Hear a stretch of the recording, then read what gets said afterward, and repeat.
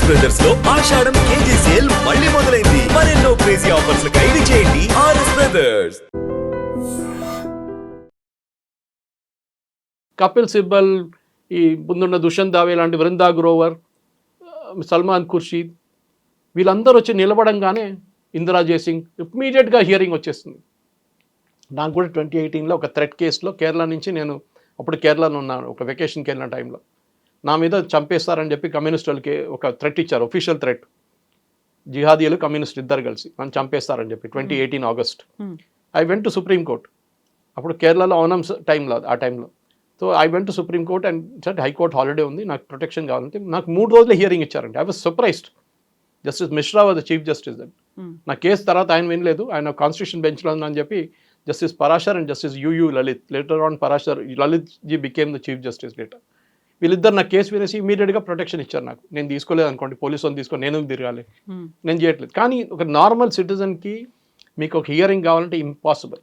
ఒక అష్యూరెన్స్ అనేది మేబీ నేను మీడియా నుంచి ఉన్నా అని చెప్పి నా మాట విన్నారేమో ఆ రోజు. ఏం లేదు, మీరు ఆలోచించండి. ఇక్కడి నుంచి ఒక మనిషి ఢిల్లీకి వెళ్తాడండి, ఒక నార్మల్ పేదోర్, స్టేట్ గవర్నమెంట్ వ్యతిరేకంగా కేసు వేసాడు, అది అప్పీల్కి వెళ్ళింది ఢిల్లీకి, మళ్ళీ సుప్రీంకోర్టుకి. స్టేట్ గవర్నమెంట్కి స్టాండింగ్ కౌన్సిల్ ఉంటుంది అక్కడ. కావాలంటే 2-3 పెద్ద లాయర్లు కూడా 40 లక్షలు 50 లక్షలు గంట సేపు ఛార్జ్ చేస్తారు, వాళ్ళని పెట్టుకుంటారు. సో కపిల్ సిబ్బల్ లాంటి వాళ్ళు. ఏమవుతుంది, ఈ పాపం పేదోడు పోతాడు, ఆయన ల్యాండ్ పోయిందో ఏదో పోయి ఉంటుంది, భూమి పోయి ఉంటుంది. ఆయన ట్రైన్లో ఇక్కడ నుంచి ఢిల్లీ దాకా వెళ్తాడు, అక్కడ ఏదో లాడ్జ్లో హోటల్లో ఉంటాడు, అక్కడ ఉన్న అడ్వకేట్కి మళ్ళీ డబ్బులు ఇచ్చేయాల్సి వస్తుంది. దాని తర్వాత ఏమవుతుంది, కోర్టు రాగానే వాయిదా పడి next hearing 6 months from now, next March, అక్టోబర్లో రాసేస్తుంది, నెక్స్ట్ మార్చ్లో హియరింగ్. అదే మంచి మళ్ళీ తిరిగి రావాలి వితౌట్ ఎ సింగిల్ హియరింగ్. ఇది ప్రాబ్లం. మన దగ్గర జ్యుడిషియరీ అనేది it's works only for the rich people. పేదోళ్ళకి జ్యుడిషియరీతో అసలు ఏ రిలీఫ్ రాదు. మీకు ఎక్సెప్షన్స్ ఉండొచ్చు, కానీ పెద్ద పెద్ద మా లాయర్స్, 5-star లాయర్స్ వస్తే మీకు ఇమీడియట్ హియరింగ్ వచ్చేస్తుంది, మీకు ఏం కావాలంటే జడ్జ్మెంట్ వచ్చేస్తుంది, ఏం కావాలంటే వస్తుంది. అదే టైంలో నేను బెట్ కడుతున్నా అండి, సుప్రీంకోర్టులో ఎన్నో లక్షల కేసులు ఉంటాయి, దాని హియరింగ్ కూడా స్టార్ట్ కాలేదు, లిస్టింగ్ కూడా చేయలేదు, వందలాది కేసులు ఉంటాయి లిస్టింగ్ చేయని కేసులు. అది నేను చెప్తా. సో ఈ ముంబై కేసు అని ఒక ఐసోలేషన్ చూడకూడదు మనం. ఇది part of the bigger picture. నేను చెప్పుకుంటూ పోతే ఒక 30 కేసులు ఇక్కడ డిస్కస్ చేసుకోవచ్చు మనం, ఫర్ విచ్ ఇన్నసెంట్ విక్టిమ్స్, చనిపోయిన వాళ్ళు అమ్మాయిలు అబ్బాయిలు చిన్న పిల్లల్ని చంపేశారు, వాళ్ళని ఫ్రీగా ఇచ్చేశారు. ఐదర్ చేసే మెంటలీ నాట్ ఫిట్, లేకుంటే ప్రూఫ్ లేదు, ఏది 10 సంవత్సరాల తర్వాత ప్రూఫ్ లేదంటారు. జరిగిన టైంలో అందరు కోపం వచ్చి అని చంపారా అంటారు. అప్పుడు దానికోసం విజిలాంటీ జస్టిస్ నడుస్తుంది. ఇప్పుడు దొరికితే అప్పుడే చంపేస్తున్నారు పోలీసు వాళ్ళు. యూపీలో చూస్తున్నాం మనం. మళ్ళీ అటు దొరకడు మీకు. ఇది ప్రాబ్లం. ఇప్పుడు ఇదే సిచ్యువేషన్ అనేది యమన్లో నిమిషప్రియకి సంబంధించి అక్కడ డెత్ సెంటెన్స్ ఉంది అంటే మళ్ళీ మనం ఫైట్ చేస్తున్నాము, తనకి డెత్ సెంటెన్స్ వద్దు అనేది, ఆవిడని సేఫ్గా తీసుకురావాలి అనేది. సో ఇలాంటి కాంట్రాస్ట్ అనేది కనిపిస్తోంది కదా, దేశాలకు మధ్యలో ఉంది, రాష్ట్రాల మధ్యలో కనిపిస్తోంది, మన ఒపీనియన్స్లో డిఫరెన్స్ అనేది ఉంది. ఓవరాల్గా జ్యుడిషియరీ సిస్టమ్, ఇప్పుడు భారతీయ న్యాయ సంహిత వచ్చిన తర్వాత వచ్చినటువంటి మార్పులు ఏంటండి? బిఎన్ఎస్ అనేది ఐపీసీ నుంచి చాలా మటుకు మార్పులు తీసుకొచ్చారు. ఎందుకంటే అప్పుడున్న పాత సిస్టమ్ నుంచి ఐపీసీ బ్రిటిష్ వాళ్ళ టైం నుంచి వచ్చింది. దాంట్లో యాజ్ పర్ లేటెస్ట్ దాని ప్రకారం ఎవిడెన్స్ యాక్ట్ కానివ్వండి, మిగతా అన్ని చాలా మటుకు మార్పులు వచ్చినాయి. అది డిస్కస్ చేయాలంటే మనం ఇంకో ప్రోగ్రామ్కి వెళ్ళి నిమిషప్రియ కేసు తీసుకుందాం. అదే టైంలో కేరళలో ఇద్దరు అమ్మాయిలు వాళ్ళ హస్బెండ్స్ని పాయిజన్ ఇచ్చి చంపారు. Different cases. అది వాళ్ళ హెరాస్మెంట్ అంటున్నారు, అది అంటున్నారు, ఇది అంటున్నారు. కొన్ని కేసులు అయితే మనం చూస్తున్నాం, లవర్ని తీసుకొచ్చి హస్బెండ్ని చంపేస్తున్నారు. ఇదంతా నడుస్తుంది. అది ఇక్కడ కూడా జరిగింది మన హైదరాబాద్లో కూడా. సో ఆ కేసులో వాళ్ళేమో కేరళలో ఆ టైంలో అందరు కలిసి అమ్మాయికి డెత్ బై హ్యాంగింగ్, ఉరిశిక్ష ఇవ్వాల్సిందని చెప్పి ప్రొటెస్ట్ చేశారు. ఇప్పుడు నిమిషప్రియ కేసు వచ్చి శ్రీజిత్ పనికర్ అని చెప్పి వెరీ పాపులర్ కాలమినిస్ట్ ఇన్ కేరళ, ఆయన ఒక వీడియో చేశారు. ఈ అమ్మాయి ఏం చేసిందని అడిగారు. ఆ అమ్మాయి ఈయనని పాస్పోర్ట్ గుంజుకోవాలని చెప్పి ఆయన దగ్గర నుంచి ఆయన్ని ఇంజెక్షన్ ఇచ్చారు, sedative. But he is a drug addict, Talal అని చెప్పి. అలా పార్ట్నర్, బిజినెస్ పార్ట్నర్, ఆయన పేరు మీద క్లినిక్ నడుస్తుంది అక్కడ. ఆయనకి ఈ was not going in to sedative. అప్పుడు ఎక్సెస్ డోస్ ఇచ్చింది, ఈ కొలాప్స్ చేసిన తర్వాత ఏం చేశారు, ఫస్ట్ బాడీని తీసుకెళ్ళి ఎక్కడైనా పడేద్దాం అనుకున్నారు, కాలేదు. తర్వాత బాడీని 140 పీసులుగా ముక్కలు చేశారు, చేసి ఒక వాటర్ ట్యాంక్లో. అంటే your motive is very clear. Accidental death అంటే అప్పుడే మీరు పోలీస్కి రిపోర్ట్ చేస్తే మీ పనిష్మెంట్ ఇంత సివియర్ కాకపోతుంది. ఎందుకంటే అట్లాంటి ప్లేస్లో షరియా నడుస్తుంది అక్కడ. మనలాంటి తారీఖు పై తారీఖు నడదు అక్కడ. సో అట్లా జరిగింది.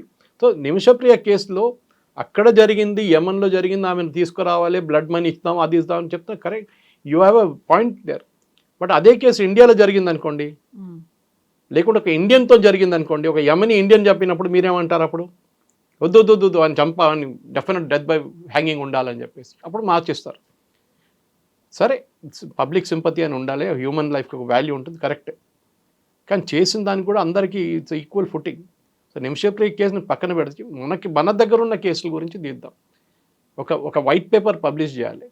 ఎన్ని కేసులు పర్ స్టేట్, పాక్సో కింద ఎంత ఉంది, నిర్భయ కింద ఎంత ఉంది, మిగతా ఐపీసీ సెక్షన్, ఇప్పుడు బిఎన్ఎస్ సెక్షన్ ప్రకారం ఎక్కడ ఉన్నాయి, స్పెషలీ రేప్ అండ్ మర్డర్ తీసుకురండి. మనం చూస్తున్న కలకట్టాలో జరిగింది, మన రేప్ అండ్ మర్డర్ జరిగింది, ఒడిశాలో జరిగింది suicide and rape and suicide. ఎక్కడండి? సుప్రీంకోర్టు చెప్తున్నారు ఇవాళ, కాలేజెస్లో చాలా సూసైడ్లు అవుతున్నాయి. Yes, because you don't have a proper counselling system. మీ ప్రొఫెసర్స్ మీద కంట్రోల్ లేకుండా ఉండొచ్చు, మీకు హెచ్ఓడి కంట్రోల్ లేదు మీకు. సో డెఫినెట్గా జరుగుతుంది. కానీ పిల్లల్ని కౌన్సిల్ చేసే ఎవరు ఉన్నారు? ఎంతమంది కౌన్సిల్ చేస్తారు? ఐఐటి లాంటి ప్లేస్కి వెళ్ళినప్పుడు ప్రెషర్ కుక్కర్ అట్మాస్ఫియర్ ఉంటుంది మీకు. యూ ద బెస్ట్ సర్వైవ్ చేయాల్సి ఉంది. అభిమన్యుని చక్రవ్యూహంలో పంపించినట్టు అయిపోతుంది, బయటికి తీయడం తెలియదు. ఇక్కడున్న నారాయణ చైతన్య ఇదే నేర్పిస్తారు, డైరెక్ట్ రూట్ అని చెప్తారు. అంతా బయటికి రావాలంటే ఎవరికి తెలియదు. కోచింగ్ ఇన్స్టిట్యూట్ వాళ్ళు చెప్పారు ఎప్పుడు మీకు. That is the problem. So ఇది ఎక్కడైనా కానివ్వండి, అది మనం డిస్కస్ చేసిన కేసు నుంచి, ఇప్పుడు బొంబాయి బ్లాస్ట్ నుంచి, నిర్భయ కేసు నుంచి, మనం చాలా మటుకు ఇప్పుడు జరిగిన దిశ కేసు కానివ్వండి, కనయ్యలాల్ కేసు, అన్నిట్లో public memory is very short.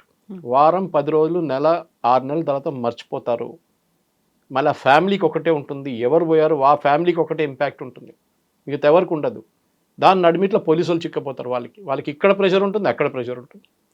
మొన్న ఒక నేను ఒక ఏసీపీతో మాట్లాడుతున్నాను మొన్న, I won't take his name, but ఆయన ఇప్పుడున్న డిపార్ట్మెంట్ ఇంకోటి. నేను అడిగాను, సార్ ట్రాఫిక్తో ఒక ప్రాబ్లం ఉంది, అది ఉంది, ఇది ఉంది అని మాట్లాడుతున్నాను నేను.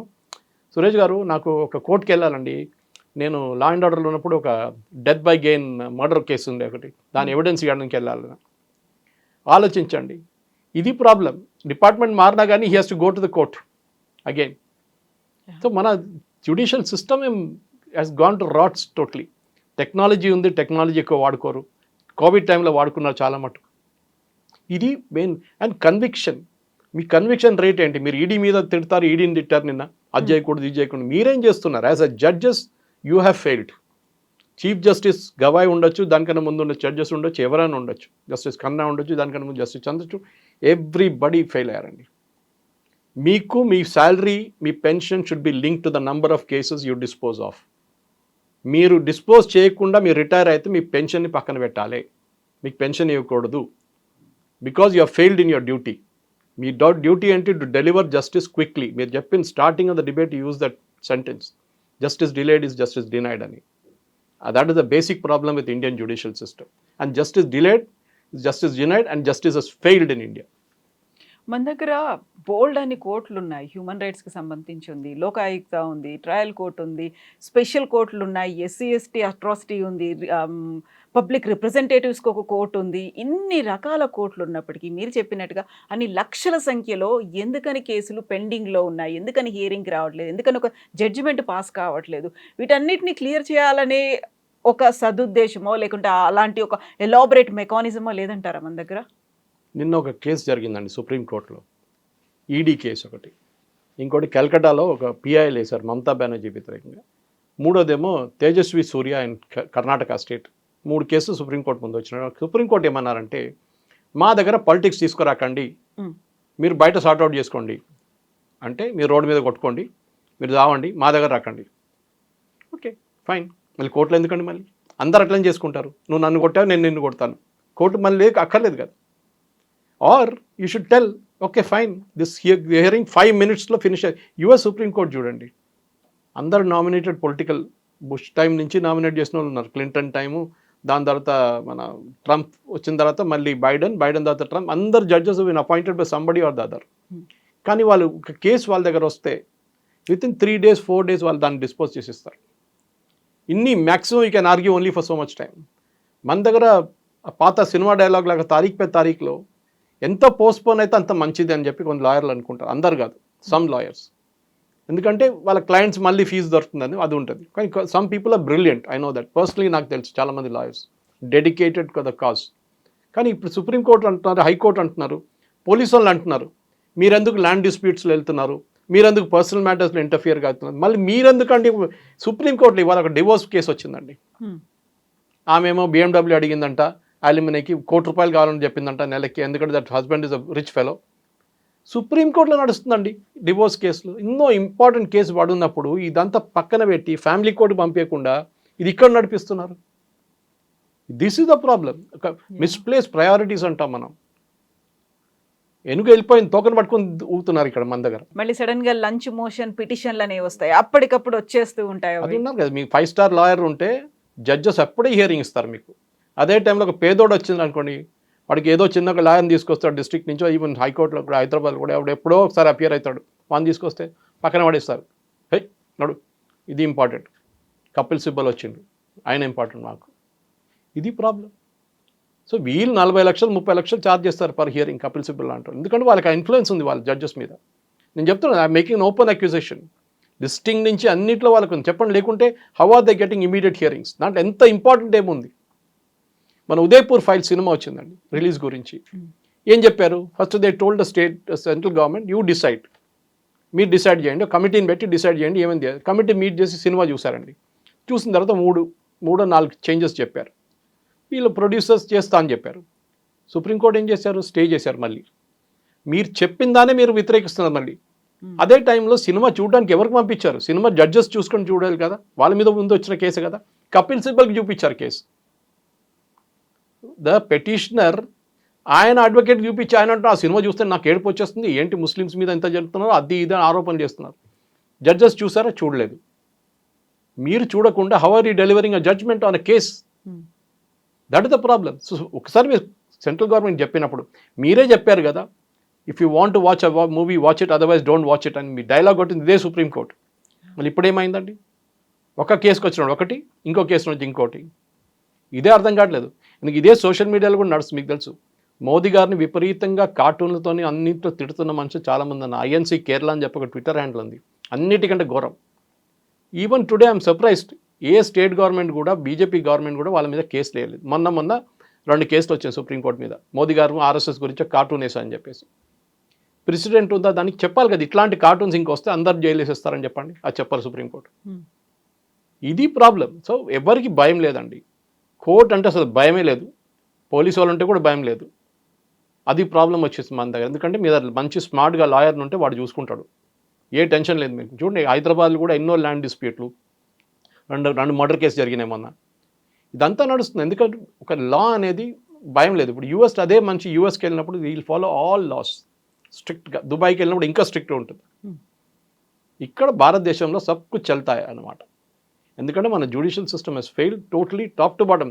ఎందుకంటే మనం ఎప్పుడు సుప్రీంకోర్టు గురించి మాట్లాడతాం, కానీ లోవర్ కోర్టులో చూడండి, అక్కడే మ్యాక్సిమం కేసెస్ ఉంటాయి మీకు. మున్సిపల్ కోర్టులో కానివ్వండి, డిస్ట్రిక్ట్ కోర్టులో, అక్కడ ఎవరు చూసుకుంటాడు, ఎవరు చూసుకోండి. ఆ బిల్డింగ్లు చూస్తేనే మనకు బాధ అనిపిస్తుంది ఒకసారి. నేను ఎన్నోసార్లు సికింద్రాబాద్ కోర్టుకి వెళ్ళాను, మా బొల్లారం అయ్యప్ప టెంపుల్ కేసు గురించి వెళ్తున్నప్పుడు ల్యాండ్ డిస్ప్యూట్లో. ఎప్పుడైనా పొద్దున్న వచ్చి వస్తే 140-150 కేసెస్ ఉంటాయండి ఆ రోజు హియరింగ్లో. దాంట్లో 100 కేసెస్ నెక్స్ట్ డేట్కి పెండింగ్ పెట్టేస్తారు. ఎందుకంటే లాయర్ లేరు, ఆ లాయర్ లేరు, ఈ లాయర్ లేరు, పెండింగ్ నెక్స్ట్ డేట్. మిగతా అంతా పాస్ ఓవర్, తర్వాత చూసుకుందాం ఈవినింగ్. తర్వాత ఫైనల్ వింటారు ఎప్పుడు జడ్జి గారు, 2 గంటలకు 3 గంటలకు వింటారు. వాళ్ళ మీద కూడా లోడ్ ఉంది, లేదని చెప్పట్లేదు. కానీ there has to be a system. Either you increase the number of judges or use technology or use arbitration. మీరు లోకాయుక్త వాడుకోండి ఇంకా ఎక్కువ. చిన్న కేసు సుప్రీంకోర్టు తీసుకోరు, యూఎస్ సుప్రీంకోర్టు చూసుకొని నేర్చుకోవాలి. Leave it to the high court, అక్కడ ఆగి ఆపేసేయండి మొత్తం. మ్యాక్సిమం హియరింగ్స్ అక్కడే ఉంటుంది, దాని తర్వాత నెక్స్ట్ హియరింగ్ లేదు. ఇక్కడ అన్నీ అయిపోయిన తర్వాత మళ్ళీ కోర్టు అక్కడ దాకా వెళ్తుంది, మళ్ళీ అక్కడ పెండింగ్ పడిపోతుంది. 2006లో జరిగినటువంటి ముంబై బాంబ్ బ్లాస్ట్ కేసు ఏం జరుగుతుంది సుప్రీంకోర్టుకి వెళ్ళిన తర్వాత అనుకుంటున్నారు? నేను గెస్ చేయలేండి, but my going by previous experience supreme court ఇది స్టే చేయరు. ఎందుకంటే టెర్రర్ కేసెస్లో మనం చాలా మటుకు చూసాం, సుప్రీంకోర్టు చాలా లీనియంట్గా ఉంది టెర్రర్ కేసెస్లో. అది మిడ్ నైట్ హియరింగ్, మీకు గుర్తుంటుంది, ఒక టెర్రరిస్ట్ కోసం రాత్రి 12 గంటలకు కోర్టు తెరిచారు. ఆలోచించండి, సుప్రీంకోర్టు, అది కూడా మన 5 స్టార్ లాయర్లు 2-3 వెళ్ళి జడ్జి ఇంట్లో కూర్చొని ఓపెన్ చేయించారు కేసు. మీకోసం మాకోసం చేస్తారండి రాత్రి 12 గంటలకు? This is the problem. ఇది ఇక్కడే ఈ law is not equal for everybody. ఎవడో అన్నారు law is everybody is equal in front of the law అని. కన్ను మూసుకుందంట ఆమె. జస్టిస్ సేమ్ ఫర్ కాదు. డబ్బున్నోనికి లా ఉంది, డబ్బు లేనోనికి లా లేదు, అంతే. Thank you so much Suresh garu. Thank you. నమస్తే.